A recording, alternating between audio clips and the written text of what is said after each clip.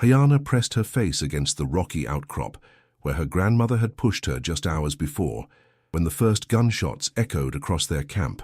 The acrid smell of smoke still hung in the desert air, mixing with the metallic scent of blood that seemed to coat everything.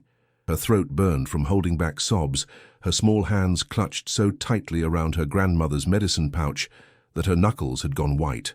"Stay hidden, little hawk," her grandmother's last words whispered in her memory. "Stay hidden until the sun rises twice." But now the sun had risen, and the silence was more terrifying than the chaos had been. Ayana was 12 years old, though she felt ancient as she crept from her hiding place. The camp that had been her entire world lay in ruins below. The wickiups her people had carefully constructed were reduced to smoldering frames.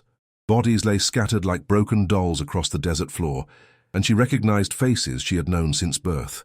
Her father, the proud warrior who had taught her to track rabbits.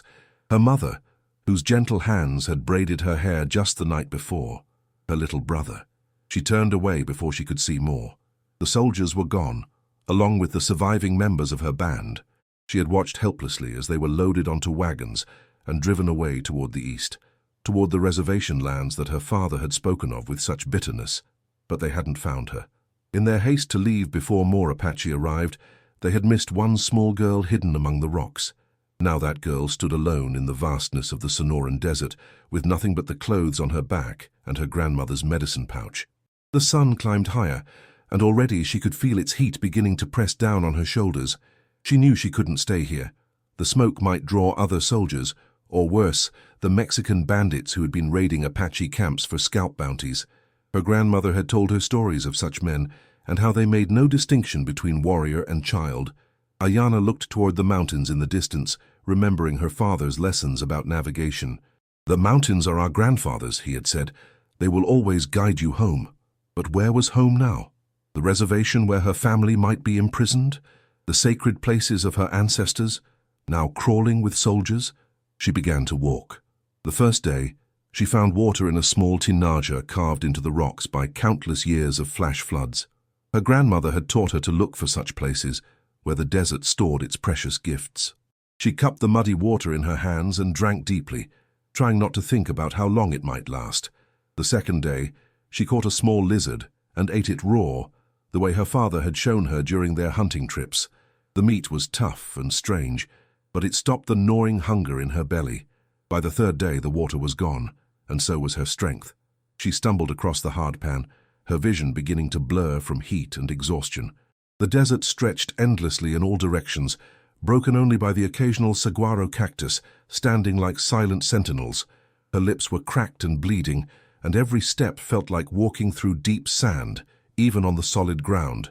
The sun reached its peak and she could go no further. She collapsed in the meager shade of a palo verde tree, its green bark offering little protection from the blazing heat. This was how she would die, she realized with a strange calm. Alone like a wounded animal crawling away to its final rest. But as her eyes drifted closed, she heard something that made her heart stop. Water. The gentle sound of water moving over stone. With her last reserves of strength, she crawled toward the sound. 20 yards away, hidden behind a cluster of barrel cacti, a small spring bubbled up from the rocks and formed a tiny pool before disappearing again into the sand. She plunged her face into the cool water and drank until she thought she might burst. Only then did she notice the footprints in the soft mud around the spring, horse hooves and boot prints, leading away toward the west. Someone else knew about this water source, and they had been here recently. Following the tracks seemed like madness. They could belong to soldiers, bandits, or bounty hunters, but they also might belong to someone who could help her, and she was beyond caring about the risk. She had nothing left to lose. She filled her grandmother's small water gourd and began to follow the trail. The tracks led across a wide valley filled with ocotillo and cholla, their spiny arms reaching toward the sky like desperate fingers. As the afternoon wore on, the prints became easier to follow, leading along what appeared to be a well-traveled route between water sources. Just as the sun began to touch the western horizon, painting the desert in shades of gold and crimson, she saw it. A cabin. It sat in a small valley, built from local stone and weathered timber. Smoke rose from its chimney, and she could see the dark silhouettes of cattle grazing in a fenced pasture nearby. A windmill turned lazily in the evening breeze, its metal blades catching the last light of day. Ayana crouched behind a boulder, studying the place carefully. Her father had taught her patience in observation. "Never approach what you don't understand," he had said. "Watch first. Learn first. Then decide." A man emerged from the cabin, tall and lean, wearing the practical clothes of a rancher. His hair was grey at the temples, and he moved with the careful gait of someone whose body carried old injuries. He walked to the well near the windmill and pulled up a bucket of water which he carried to the cattle. She watched him for nearly an hour as he completed his evening chores. He spoke gently to his animals and moved without the harsh urgency she had seen in soldiers. When he finally went back inside the cabin, she saw warm yellow light spill from the windows. The smell of cooking food drifted across the desert air, and her empty stomach clenched painfully. She touched her grandmother's medicine pouch, trying to find courage in the familiar weight of it. Her grandmother had also taught her about the kindness that could exist between strangers. "Some hearts are wide enough to hold more than one people," she had said. "You will know them by how they treat those who have nothing to offer in return." As darkness fell completely, and the first stars appeared in the clear desert sky, Ayana made her decision. She would approach the cabin. If the man meant her harm, she was too weak to run anyway. And if he didn't, maybe, just maybe, she wouldn't have to die alone in the desert after all. She stood up from behind the boulder and began walking toward the light. The sound of bare feet on gravel made Samuel Mackenzie look up from his evening coffee. In 30 years of ranching in this remote corner of Arizona territory, he had learned to trust his instincts about sounds that didn't belong. He reached for the rifle above his fireplace, not from fear but from caution. What he saw when he opened his door was the last thing he had expected. A young Apache girl stood in his yard, swaying on her feet. Her dark hair hung in tangled strands, her traditional dress torn and stained with dust and blood. She was thin to the point of gauntness, her large dark eyes sunken in a face that had seen too much for someone so young. But it was her eyes that stopped him cold. They held ancient sadness no child should carry, along with fierce dignity that reminded him of a wounded eagle, broken but unbroken. "Easy there, child," Sam said softly, setting his rifle aside. "I won't hurt you." She didn't respond, but didn't run either. He could see her trembling from exhaustion, fear, or the cool desert night. "You look like you could use some water," he said, "and maybe something to eat." At the mention of food, her composure cracked. Her hand went to her stomach, but still she didn't move closer. Sam knew trust couldn't be rushed. He filled a tin cup with water and set it halfway between them, then backed away to his porch. "Take your time," he said quietly. Moving like a cautious deer, the girl crept forward and drank deeply, water spilling down her chin. "My name is Ayana," she said, in clear but accented English. "It means eternal blossom." "That's beautiful. I'm Samuel Mackenzie." "Sam, this is my ranch. You are alone here. Just me and the cattle." He paused. "You're alone too, aren't you?" The question hit her like a blow. Her shoulders tensed as she fought powerful emotion. "My family, they were taken. Soldiers came to our camp. I hid in the rocks like my grandmother told me, but everyone else," she couldn't finish. Sam felt his chest tighten. He'd heard about the army raids forcing tribes onto reservations. "I'm sorry, child. That's terrible for anyone to endure." Ayana straightened, fierce dignity reasserting itself. "I am not weak. I survived in the desert many days. I found water and food. I followed your tracks here. That takes real skill and courage. Your father taught you well." Tears came to her eyes, but she blinked them back. "He was a great hunter. He said the desert would be my ally if I learned its language." "Sounds like a wise man." "Are you hungry?" Sam asked finally. She nodded, pride struggling with need. "I made too much stew for one person. You're welcome inside, or I can bring you a bowl." "You would feed me, even though I am Apache?" The question revealed what she'd experienced, what messages she'd received about her worth. Sam felt anger rise, not at her but at circumstances that taught a child to expect rejection.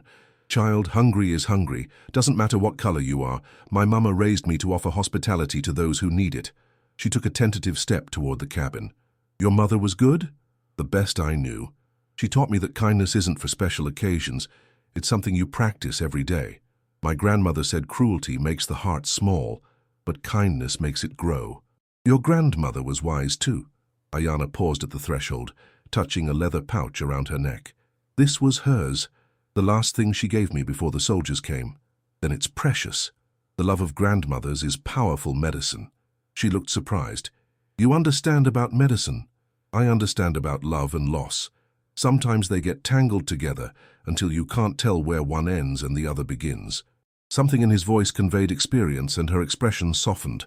She stepped inside. The interior was simple but clean, furnished with handmade furniture. Shelves held books, weapons hung nearby, tools, not trophies. No scalps or Apache artifacts taken as war prizes. Sam set stew, cornbread and milk before her. She ate carefully at first, then with increasing hunger. He cleaned up, giving her space. "Why?" she asked when finished. "Why what? Why help me? I have nothing to give. I'm just one Apache girl and my people are your enemies." Sam sat across from her. "I've known Apache folks honorable as any white man, and white men lower than snakes. Character isn't determined by bloodline." He looked toward the star-filled sky. "Besides, I know what it's like to lose everything. Someone helped me once when I needed it most. You lost your family too. Lost my wife and baby boy to cholera in '67. Thought about giving up, but this land gets in your blood. Sometimes helping others is the only way to heal your wounds." They sat in comfortable silence, two wounded souls finding unexpected solace. "You can stay the night," Sam said. "There's a spare room. Tomorrow we'll figure out what comes next." Ayana touched her grandmother's pouch, feeling something other than despair for the first time since the attack. "Thank you. My grandmother was right about kind hearts." As she settled in the spare room, Ayana looked around the simple space. It wasn't home. Nothing would ever be home like her family's camp, but it was shelter, safety, and the first human kindness since her world ended. Maybe there were different kinds of family. Maybe when everything was taken away, strangers could become something more. The desert wind whispered against the window, carrying scents of sage and possibility. 3 weeks passed since Ayana arrived. Each morning, she helped Sam with chores, feeding chickens, milking the cow, checking cattle. The work differed from her Apache camp, but the satisfaction remained. Sam gave her clean clothes, a dress altered to fit. She wore her grandmother's medicine pouch, while her torn traditional clothing stayed folded in the wooden chest, preserved like sacred memory. "You have a natural way with animals," Sam observed, watching Ayana gentle a skittish calf with soft Apache words. "All living things understand kindness. My father said, animals know who has peace in their heart." "Have you thought about your future?" Sam asked. They had avoided this conversation, both knowing it must come. "In dreams I find my family on the reservation, but my father called it a cage for eagles." Sam nodded, having heard reports from San Carlos, overcrowding, poor conditions. "What about here? You would want an Apache daughter?" The word daughter hit Sam unexpectedly, naming something he hadn't dared hope for. In these weeks, he treasured their conversations, the life she brought to his empty house. "Ayana, it wouldn't be easy. The government sends Apache children to boarding schools to remove their ways." Her face tightened. "To kill the Apache in me." "Yes, but some people believe in doing what's right. The sheriff in Willow Creek is fair." She absorbed this with strategic thinking inherited from her warrior father. "And you?" Sam looked across his land. "Family isn't just blood. This ranch needs someone who understands desert and cattle. A girl who survived alone has more strength than any school could teach. But I would still be Apache. You would still be Apache. And I'd be proud to call you daughter." Ayana felt tears threaten, not from sadness but from recovered belonging. "My father said strongest warriors know when to fight and when to find new paths. He would understand if I walked in two worlds." "And your grandmother?" She touched the medicine pouch. "She would say love is the strongest medicine." Over following days they made plans. Sam would get guardianship papers from Willow Creek. "We need a name that won't raise questions," Sam explained while repairing fence. "Ayana marks you as Apache. What name would you choose?" "Anna, close to Ayana and my mother's middle name, but I would still know who I am. Always. Alone, you're Ayana. In town, Anna keeps you safer." They created her story. Orphaned niece whose parents died of fever, lived with relatives in Mexico. This explained her English and desert skills. Evenings, Sam taught her reading and writing. She shared traditional stories, Coyote the Trickster, how the desert came to be. "Your grandmother's stories are as valuable as any book," Sam said. "They carry thousands of years of wisdom." But they're not written down. When I die, they die with me. Then maybe Anna Mackenzie could preserve her Apache grandmother's stories. The idea excited her. Honoring memory while building new life felt like a bridge between worlds. As weeks passed, their bond deepened into genuine family love. Sam looked forward to conversations, planned improvements. Ayanna discovered trust could grow like desert plants, putting down deep roots. But both knew their peace couldn't last. Eventually, they would test whether their new identity could survive scrutiny. That test came sooner than expected. One afternoon, building a chicken coop, approaching horses echoed across the valley. Sam straightened, counting riders. 4 men, coming fast. Ayanna's hand went to her grandmother's pouch, body tensing. Soldiers? No, but not friendly. Go inside, stay from windows. As she hurried toward the cabin, Sam checked his rifle. Their quiet life was about to change. He hoped their trust would weather the coming storm. The riders were close enough to recognize. Sam's jaw tightened seeing the leader, Jake Morrison, a bounty hunter with reputation for violence and hatred for Apache people. This was exactly the trouble he'd feared. Jake Morrison dismounted with fluid motion, cold gray eyes scanning the ranch buildings with predatory intensity. Behind him, 3 men spread out, hands resting on weapons. Sam recognized the type. Men who made their living from other people's misery. "Afternoon, Mackenzie," Morrison said with false friendliness. "Heard you might have something that belongs to the territorial government." Sam kept his rifle lowered but ready. "I've got cattle, horses and chickens, all legally purchased and branded." Morrison's laugh held no humor. "You know that's not what I'm talking about. Got a report about Apache sign near here. Word is there's a missing Apache girl from that White River raid. Army's offering good money for her return, alive." Inside the cabin, Ayanna pressed against the wall beside the window, heart hammering. Through the gap in curtains, she could see Morrison's face and recognized the look, the same she'd seen in soldiers who attacked her camp. "Haven't seen any Apache," Sam said evenly. "But if I had, I'd wonder why bounty hunters are doing the Army's work." "The proper authorities are busy cleaning up the mess these savages left behind," one of Morrison's men spat. Sam's grip tightened on his rifle. "The only trouble I see here is 4 men with guns on my property making threats." Morrison held up his hands in mock peace. "Just a friendly conversation between neighbors. But I wonder if you'd mind if we took a look around." "I'd mind plenty. This is private property, and you've got no legal authority here. Unless you've got a warrant signed by a federal judge, I suggest you ride on." The tension was thick. Morrison's men shifted restlessly, clearly hoping for an excuse to draw weapons. "Most folks would be happy to help the authorities recover a dangerous Apache," Morrison said slowly. "Makes a man wonder why you're being so uncooperative." "Maybe because I know the difference between authorities and vultures," Sam replied. Inside the cabin, Ayanna made a decision that would have made her warrior father proud.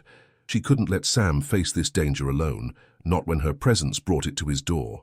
Moving silently, she retrieved her hunting knife and crept toward the back door. "We're going to search these buildings whether you like it or not," Morrison declared. "You can make this easy or hard. But if there's an Apache girl here, we're taking her back where she belongs." "Over my dead body," Sam said quietly. Morrison's hand dropped to his gun. "That can be arranged." The words were barely out when a voice cut through the desert air like a blade. "I am here." Everyone turned to see Anna, walking around the cabin corner, hunting knife visible but held at her side. She had tied her dark hair back and held herself with the dignity of Apache royalty. "Anna, get back inside," Sam commanded, but she ignored him. "I am the one you seek," she said to Morrison, her English careful and precise. "But I am not what you think I am." Morrison's eyes lit up with greed. "Well, well, there she is, boys. I am Anna Mackenzie," she continued, voice growing stronger. "I am the niece of Samuel Mackenzie, and I have been living with relatives in Mexico since my parents died of fever. I came here because he is the only family I have left." "You're Apache," Morrison snarled. "I can see it in your face. You're that missing girl from White River." "I am Apache," Anna agreed calmly. "My mother was Apache. My father was Mexican. But I'm not a runaway from any raid. I am a girl who lost her parents to disease and came to live with the only relative who would take her in." Sam felt surge of pride and terror as he listened to her spin their story with such conviction. "You expect me to believe that?" Morrison demanded. "I expect you to prove otherwise," Anna replied with ice in her voice. You accuse me of being someone I am not. Where is your evidence? Where are the papers that say Anna Mackenzie is wanted by anyone? Morrison's face flushed red. Don't get smart with me, girl.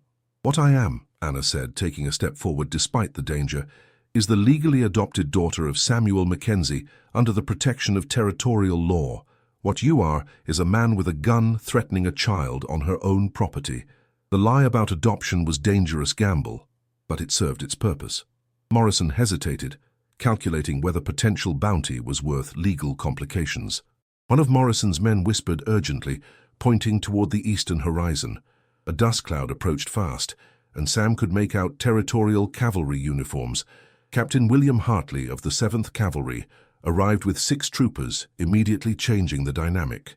Hartley was a professional soldier who took in the scene with tactical assessment. "What's the situation here?" he asked. "These men claim to be looking for a missing Apache girl," Sam replied. "I told them they're welcome to check with you about any official bounties." Morrison stepped forward aggressively. "Captain, this girl is Apache. I'd bet my life she's the one who escaped from the White River raid. The Army posted a notice asking for information about missing persons." Hartley corrected sharply. "We're trying to reunite families, not collect bounties. And I know Sam Mackenzie. He's a reliable man who served with distinction." The captain approached Anna, removing his hat respectfully. "Young lady, I'm Captain Hartley. Can you tell me who you are and how you came to be here?" Anna repeated her story with calm dignity, adding details only someone who had lived in Mexico would know. Names of towns, descriptions of markets, stories about relatives who had supposedly cared for her. Hartley listened carefully, occasionally asking gentle questions that Anna answered without hesitation. "Mr. Mackenzie, do you have documentation of your guardianship?" Sam produced the carefully prepared papers with forged signatures and official-looking seals. They wouldn't survive expert scrutiny, but they were convincing enough for field inspection. Hartley examined them briefly. "Everything appears to be in order. Miss Mackenzie is clearly under proper guardianship and has a legal right to be here." Morrison's face was purple with rage. "This is bullshit. I see an Apache girl who belongs on a reservation." "What you see," Captain Hartley said with steel in his voice, "is a child under the protection of territorial law. What I see is a bounty hunter who's overstepped his authority." He turned to his men. "Escort Mr. Morrison off this property and make sure they understand that any further harassment will result in federal charges." Morrison shot one last venomous look at Anna. "This isn't over, girl. I know what you are, and sooner or later, everyone else will too." But his words carried no real threat. Within minutes, he and his men were riding away, their dreams of easy money disappearing into the desert heat. Captain Hartley stayed long enough to share coffee and ensure Morrison was truly gone. As he prepared to leave, he pulled Sam aside. "That girl of yours is remarkable," he said quietly. "Smart, brave, and quick on her feet. She's the best thing that's happened to this old ranch in years." After the cavalry departed, Sam and Anna stood together in their yard, watching the sun begin its descent toward the western mountains. "You called yourself my daughter," Sam said quietly. "You called me your daughter too," Anna replied. "Did you mean it?" Sam put his arm around her shoulders, and she leaned into his embrace without reservation. "I meant every word. But more than that, you chose to stand with me when you could have run. You protected me as much as I tried to protect you. That's what family does." "My Apache family is gone," she said, voice thick with emotion. "But maybe this is how new families are born, not from blood but from choice, from standing together when the world tries to tear you apart." As stars began to appear, father and daughter walked back toward their home, a simple ranch house that had become something more precious than either had dared hope for. Behind them, the desert stretched endlessly, vast and unforgiving. But they had learned its most important lesson, that survival wasn't just about enduring hardship alone. Sometimes it was about finding someone worth surviving for, someone who would stand with you against whatever storms might come. In the distance, a coyote sang to the rising moon, and Anna Mackenzie, who would always remember her true name of Ayana, sang softly back in the Apache language of her birth. Some bridges were strong enough to span any distance. The desert wind whispered around them, carrying the sense of sage and hope.